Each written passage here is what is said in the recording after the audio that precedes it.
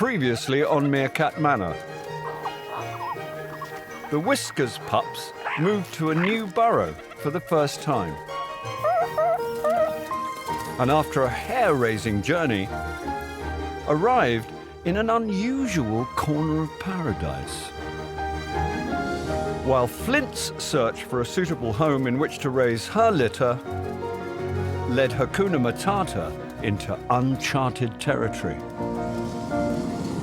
and a wholly undesirable spot by a road.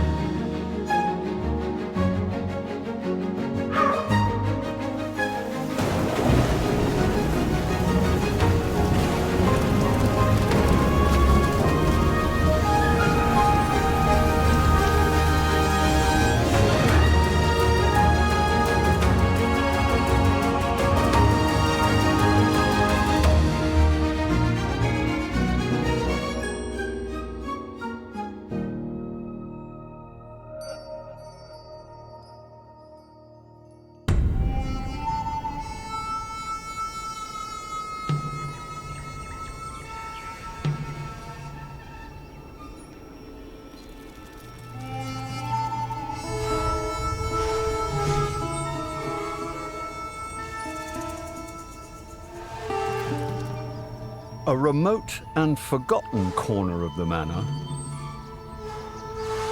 where few venture to tread, is home to a motley crew known as the Auntu. This gang of desert cowboys has a riotous reputation for chaos, property theft, and a fearsome fanged matriarch named Daisy. With her gang rapidly outgrowing their own backyard, Daisy's got her eye on the neighbor's territory.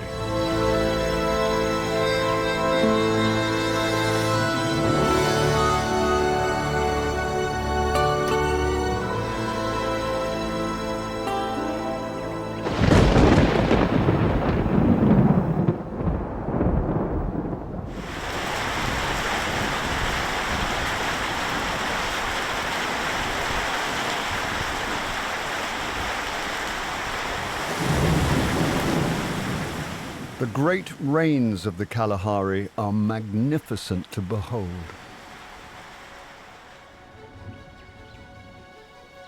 The thirsty ground drinks them in,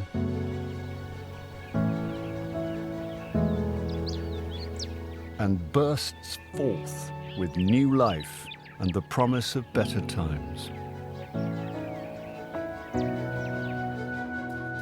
The desert has been transformed, and nowhere is more glorious than the Whiskers patch.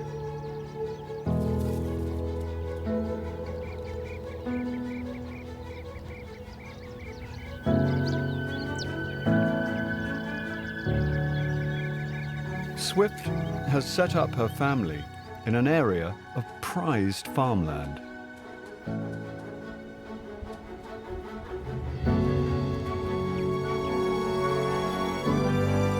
The recent rains have made this abundant area even richer.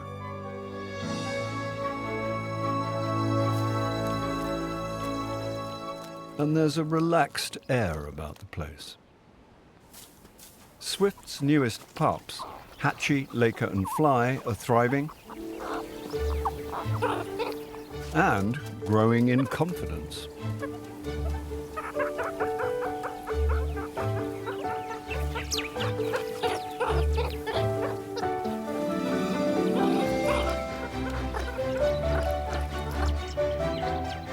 The only downside to this prosperity is that it's hard to keep tabs on everyone.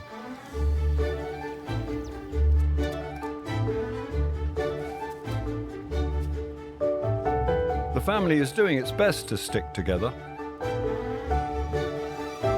in what's turning into an endless game of hide and seek.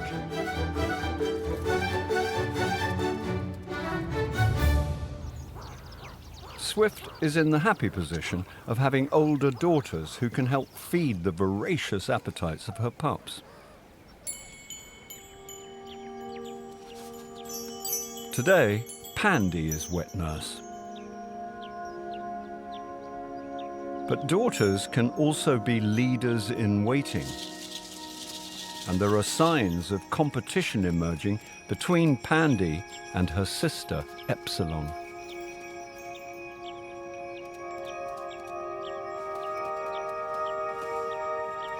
But any bid for leadership is not serious today.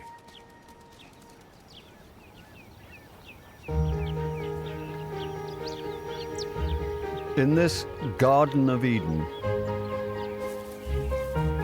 it seems life couldn't get much rosier for the Whiskers.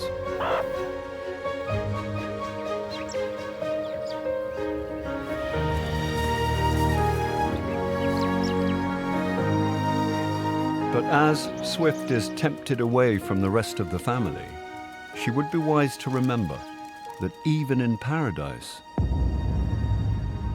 dangers are lurking.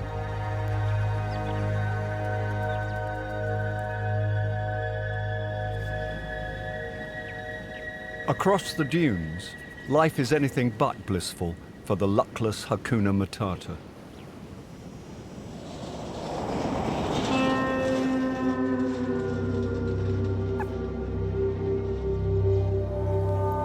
Having ended up last night in a dusty roadside hellhole, pregnant Flint Lockwood is checking out of the seedy joint and resuming her quest for a des res in which to raise her litter. But which way should they go? So far, partner Finnick hasn't been much help. He was the one who brought them here. And nobody else seems to be taking the matter at all seriously.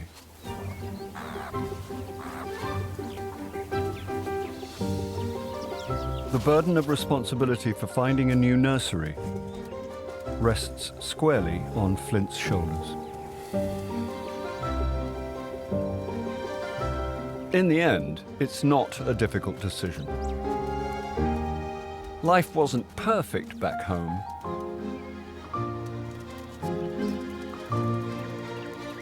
But there's a fair chance the recent rains will have replenished the barren land they left behind.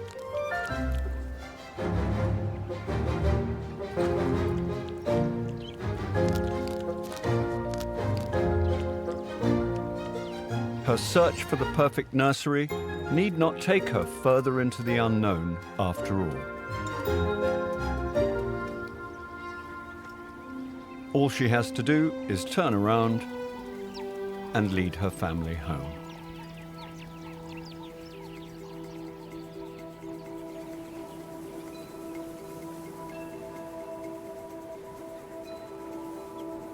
As she retraces her steps, Flint has no idea what's unfolding back on her patch. Taking full advantage of her absence, squatters have moved in. Daisy and her Ubuntu clan are making themselves very at home here.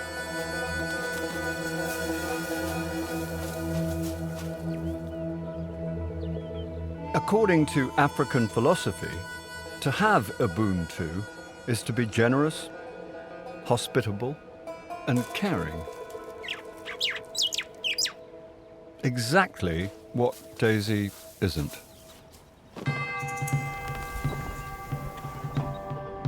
Like Flint, Daisy is also the great-granddaughter of Whiskers legend Flower. But she runs her crew in an entirely different style. Daisy's approach is more Wild West than Desert Rose.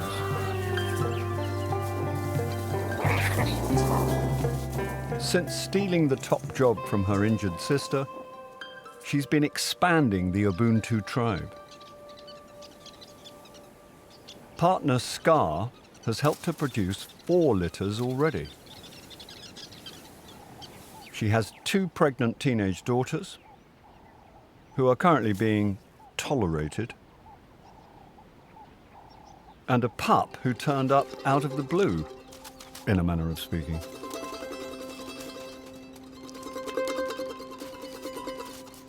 Mr. Worldwide was acquired during a scuffle with a rival gang.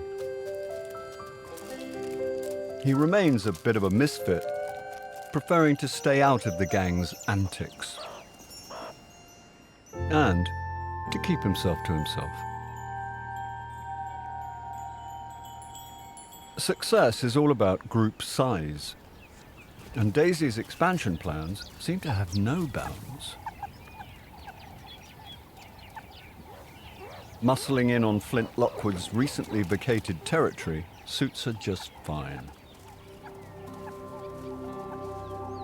But the Ubuntu have no idea that the rightful owners are heading their way.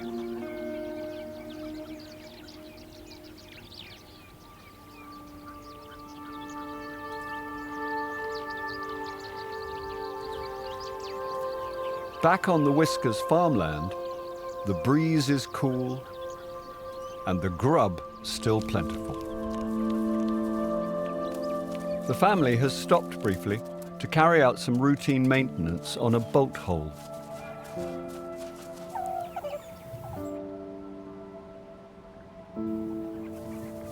But Lilac seems troubled. There's a problem. And the problem is with Swift. She's injured. But it's not immediately clear what has caused her injury. Whatever it was, she's in great discomfort.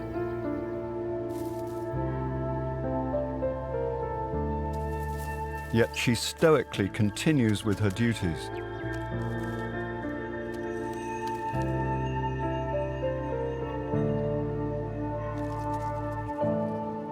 Until the pain gets the better of her and she's forced to give up.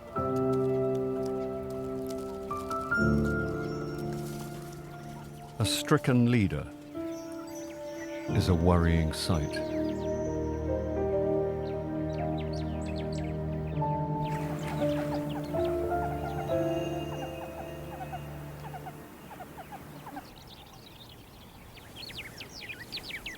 High noon. And spirits have lifted among Hakuna Matata. After a long trek, they are finally back on home turf.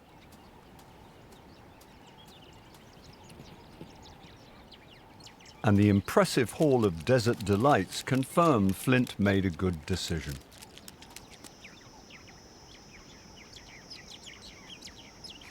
But they are not the only guests at the banquet.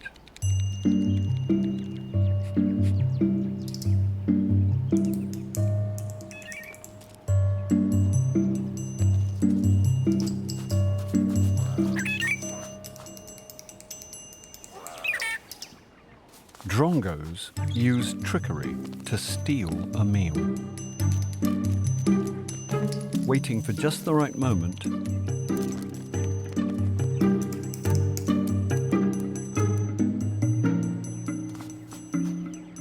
then mimicking a meerkat alarm call,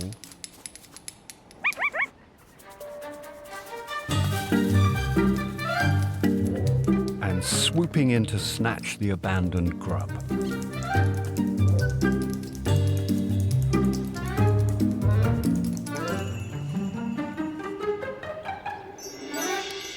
Before anyone can work out what just happened.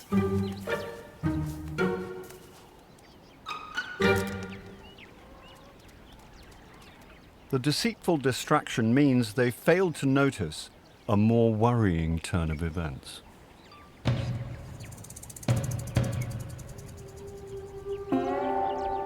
movement on the ridgeline.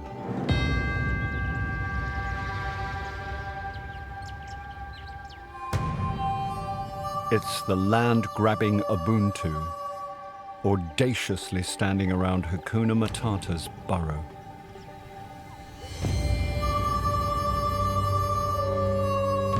And they don't look inclined to relinquish it.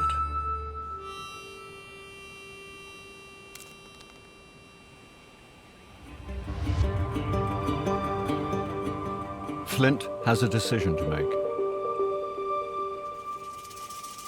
Retreat and surrender her land? Or take on the intruders and fight to win it back? It's a tough call for an inexperienced and heavily pregnant leader. Daisy has numbers on her side and holds the higher ground, giving Ubuntu a clear advantage. Exposed in the valley, Hakuna Matata look like distinct underdogs. But their plucky leader holds her ground.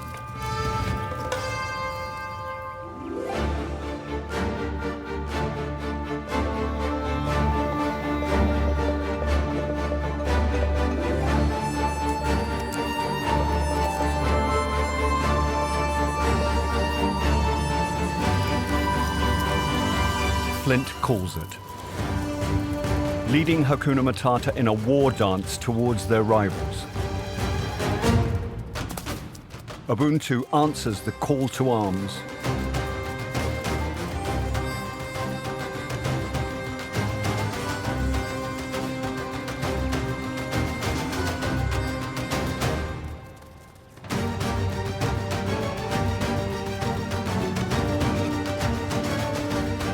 But suddenly, Flint's family vanishes.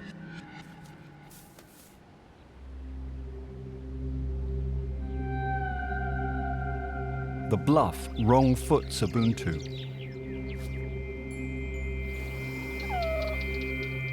And then out of nowhere,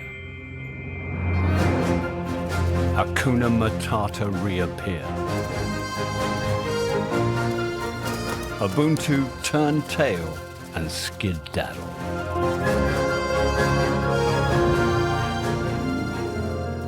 Flint's masterstroke hands victory to Hakuna Matata.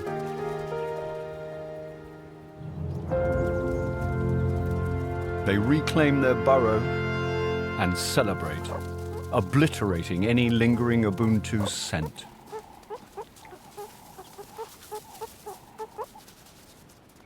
They may have been fewer in number, but Flint outsmarted the intruders. She's notched up her first significant win, one that will stand her in good stead with rival groups and keep her own family happy.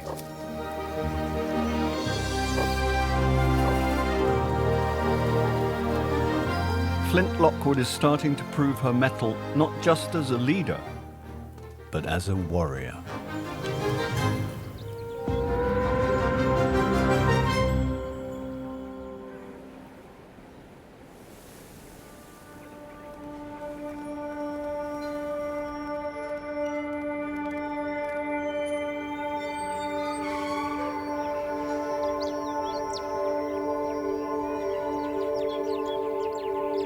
Back on their own home turf, the losers aren't exactly licking their wounds.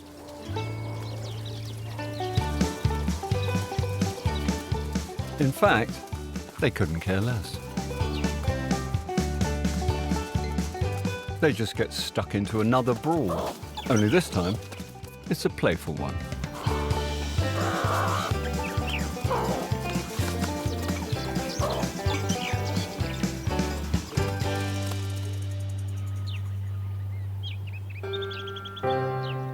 But Daisy has unfinished business.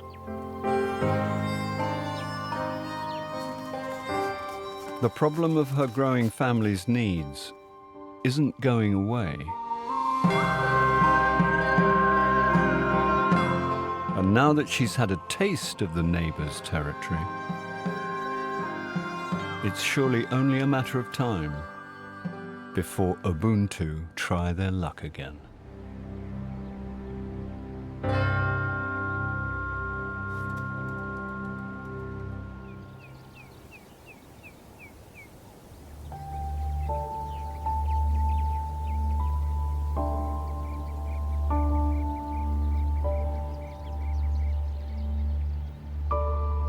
As the afternoon draws on, the Whiskers' fortunes have taken a dramatic turn for the worse.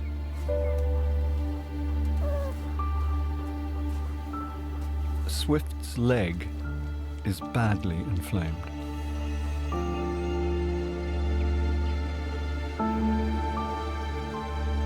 The telltale marks now make it all too clear what the problem is.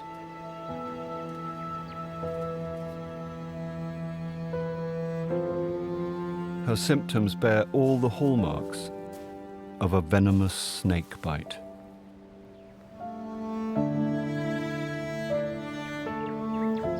The poisons coursing through her tiny body are toxic enough to bring down an elephant, attacking the nervous system, heart, and lungs.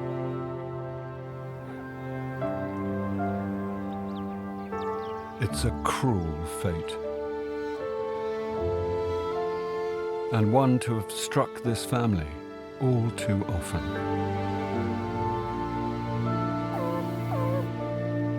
Everyone rallies around her.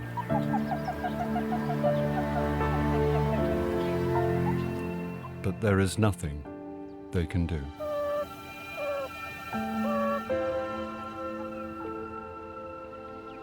Bria stands guard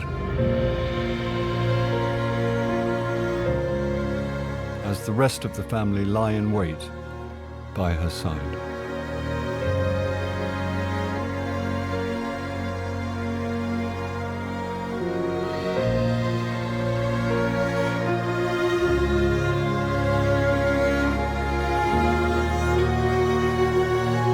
As the hours tick by, Lilac and Epsilon keep vigil by the tree in which Swift has taken shelter.